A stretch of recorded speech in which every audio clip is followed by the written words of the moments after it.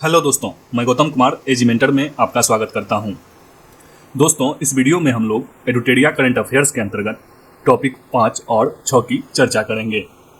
तो चलिए शुरू करते हैं। देखिए दोस्तों, 5वां टॉपिक है भारत सरकार के आगामी लक्ष्य। विषय है और लक्ष्य वर्ष है। पहला है दिल्ली मुंबई एक्सप्रेस वे को पूरा करने का लक्ष्य कब तक है? 2023 तक। उर्वरक क्षेत्र में आत्मनिर्भर बनाने का लक्ष्य कब तक है? 2023 तक।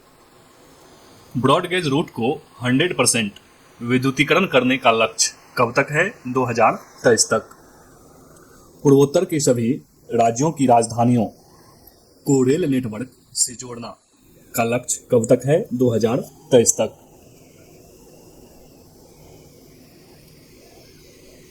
कृषि में शून्य डीजल उपयोग तथा नवीनीकरणीय ऊर्जा के इस्तेमाल का लक्ष्य कब तक है? 2024 तक। सबके लिए आवास मुहैया कराना पहले लक्ष्य था, 2022 निर्धारित था, अब है 2024 तक। डिजिटल रेडियो लॉन्च करने का लक्ष्य कब तक है? 2024 तक। हर घर में नल से जल, स्वच्छ जल की आपूर्ति का लक्ष्य है 2024 तक। सड़क दुर्घटनाओं से होने वाली मौतों को 50% तक कम करने का लक्ष्य कब तक है? 2024 तक।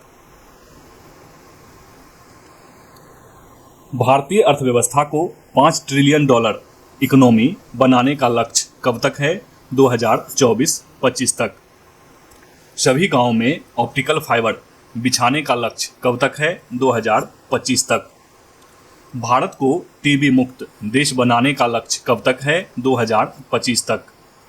पेट्रोल में एथेनॉल को 20% मिश्रित करने का लक्ष्य कब तक है? 2025 तक। 100 मीट्रिक टन कोयला गैसीकरण प्राप्त करने का लक्ष्य कब तक है? 2030 तक। 500 गीगावाट अक्षय ऊर्जा प्राप्त करने का लक्ष्य कब तक है? 2030 तक। 280 गीगावाट सौर ऊर्जा प्राप्त करने का लक्ष्य कब तक है? 2030 तक।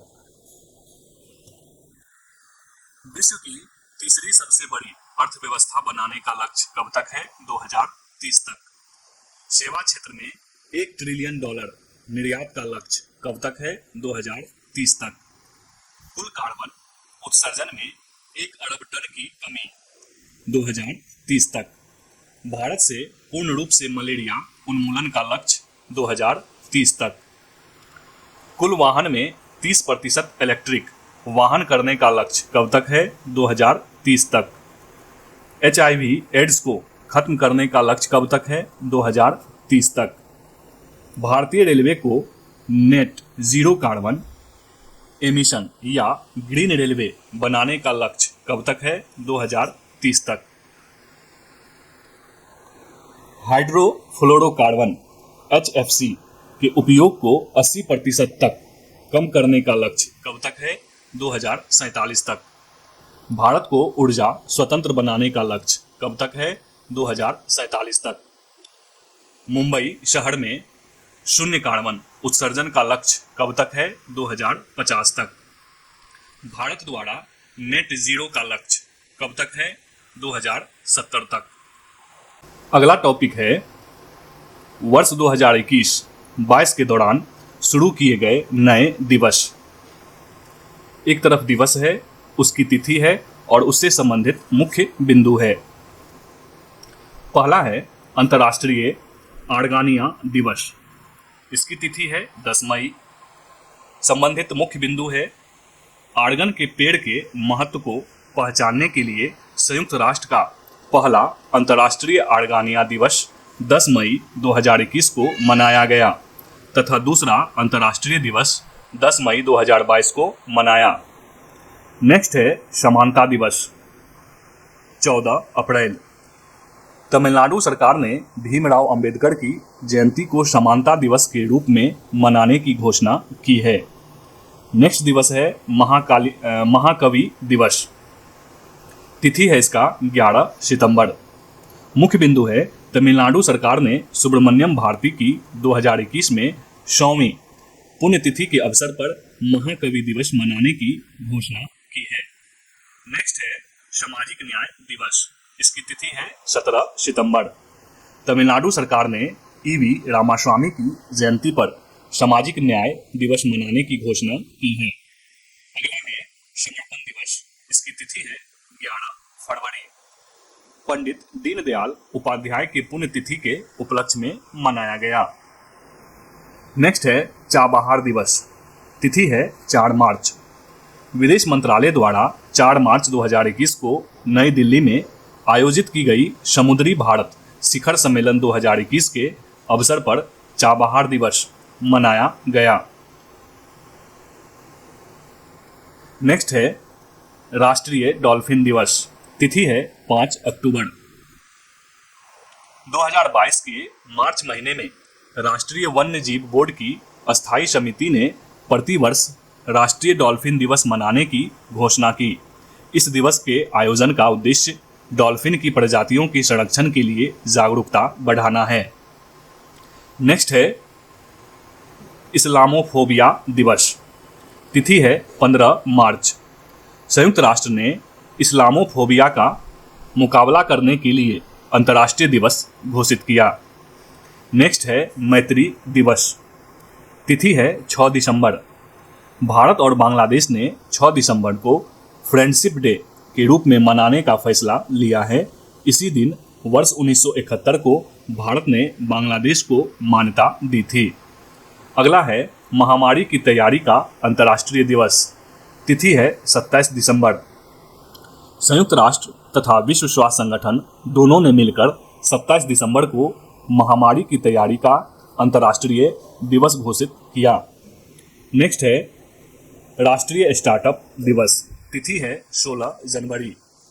भारत में पिछले 2 वर्षों में स्टार्टअप की संख्या में लगातार बढ़ोतरी देखते हुए केंद्र सरकार ने 16 जनवरी को इसके लिए दिवस मनाने की घोषणा की है। अगला है पराक्रम दिवस। तिथि है 23 जनवरी। सुभाष चंद्र बोस की 125वीं जन्म दिवस को केंद्र सरकार ने पराक्रम दिवस के रूप में मनाने का फैसला लिया। अब प्रत्येक साल 23 जनवरी को पराक्रम दिवस के रूप में मनाई जाएगी। नेक्स्ट है देश नायक दिवस। तिथि है 23 जनवरी। पश्चिम बंगाल सरकार ने सुभाष चंद्र के 125वीं जयंती को अपने राज्य में देश नायक दिवस के रूप में मनाने की घोषणा की है। अगला है वीर बाल दिवस। तिथि है 26 दिसंबर। प्रधानमंत्री नरेंद्र मोदी ने गुरु गोविंद सिंह के 4 पुत्रों को श्रद्धांजलि देने हेतु प्रत्येक साल 26 दिसंबर को वीर बाल दिवस के रूप में मनाने की घोषणा की है। अगला है शहीद दिवस। तिथि है 15 फरवरी। बिहार सरकार ने 1932 में मुंगेर में पुलिस द्वारा मारे गए 34 स्वतंत्रता सेनानियों की याद में प्रत्येक साल 15 फरवरी को शहीद दिवस मनाने की घोषणा की है। नेक्स्ट है विभाजन विभीषिका स्मृति दिवस। तिथि है 14 अगस्त। प्रधानमंत्री नरेंद्र मोदी ने 14 अगस्त को प्रतिवर्ष विभाजन विभीषिका स्मृति दिवस के रूप में मनाने का निर्णय लिया, क्योंकि इसी दिन भारत तथा पाकिस्तान का विभाजन हुआ था। नेक्स्ट है जनजातीय गौरव दिवस। तिथि है 15 नवंबर। भगवान बिरसा मुंडा की जन्म दिवस को अब प्रत्येक वर्ष जनजातीय गौरव दिवस के रूप में मनाने का फैसला केंद्र सरकार ने लिया है। नेक्स्ट है भाला फेंक दिवस। तिथि है 7 अगस्त। टोक्यो ओलंपिक में भारत को जेवलिन थ्रो में नीरज चोपड़ा द्वारा एकमात्र स्वर्ण पदक मिलने की उपलब्धि में प्रत्येक साल 7 अगस्त भाला फेंक दिवस के रूप में मनाने का फैसला सरकार ने लिया है। अगला है वर्ष 2021-22 में भारत में आए तूफान और चक्रवात और तूफान माह, मुख्य तथ्य एवं प्रभावित क्षेत्र और नामकरण। पहला चक्रवात है आसानी। ये किस माह में आया था? मई 2022 में। मुख्य तथ्य और प्रभावित क्षेत्र क्या है? आंध्र प्रदेश एवं उड़ीसा, और नामकरण इसका किया था श्रीलंका ने। जवार दिसंबर 2021 में आया था। प्रभावित क्षेत्र है उड़ीसा, आंध्र प्रदेश तथा पश्चिम बंगाल के तट। जवाद का अर्थ होता है उदार और इसका नामकरण किया था सऊदी अरब ने। शाहीन अक्टूबर 2021 में आया था। प्रभावित क्षेत्र है पूर्वोत्तर अरब सागर और नामकरण किया गया कतर के द्वारा। गुलाब सितंबर 2021 में आया था। प्रभावित क्षेत्र है आंध्र प्रदेश एवं बंगाल की खाड़ी और नामकरण किया गया पाकिस्तान के द्वारा। यास मई 2021 में आया था। प्रभावित क्षेत्र है ओडिशा एवं पश्चिम बंगाल। यास का अंग्रेजी में अर्थ है जैस्मिन और इसका नामकरण ओमान के द्वारा किया गया। तोकते मई 2021 में आया था। प्रभावित क्षेत्र है गुजरात, महाराष्ट्र और कर्नाटक।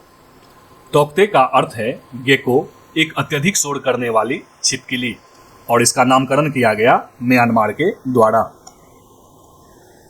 तो इस वीडियो में बस इतना ही दोस्तों, मिलते हैं फिर नेक्स्ट वीडियो में। तब तक के लिए जय हिंद।